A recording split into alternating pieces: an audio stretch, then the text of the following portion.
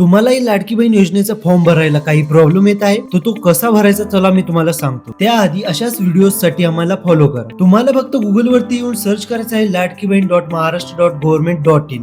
आता तुम्हाला इथे ई-केवायसी प्रक्रिया पूर्ण करण्यासाठी येथे क्लिक करा. यावरती आपल्याला क्लिक करायचे आहे. यानंतर येथे ज्या लाभार्थ्याचा ई-केवायसी करायचा आहे त्यांचा इथे आधार कार्ड नंबर टाकून घ्या.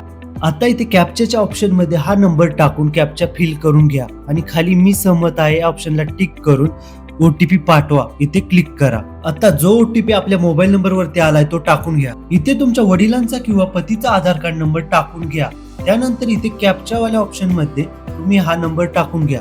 खाली मी सहमत आहे या ऑप्शनला टिक करून ओटीपी पाठवा यावरती क्लिक करा. आता जो ओटीपी आपल्या मोबाईल वरती आलाय तो इथे टाकून सबमिट करा या बटनावरती दाबा. आता इथे तुमच्या वडिलांचे किंवा पतीचे नाव येऊन जाईल. यानंतर इथे जातवाल्या ऑप्शनला ओपन करून इथे आपली जात निवडा. आता तुम्हाला इथे एक प्रश्न भेटेल त्याला व्यवस्थित वाचून एक पर्याय निवडा. आता तुम्हाला इथे दुसरा प्रश्न बी भेटेल त्याला व्यवस्थित वाचून एक पर्याय निवडा. आता इथे खाली ही माहिती खरी आहे या चेकबॉक्सला टिक करा आणि सबमिट बटनला क्लिक करा. आता तुम्हाला इथे एक मेसेज येईल की तुमची ई-केवायसी पडताळणी यशस्वीरित्या पूर्ण झाली आहे.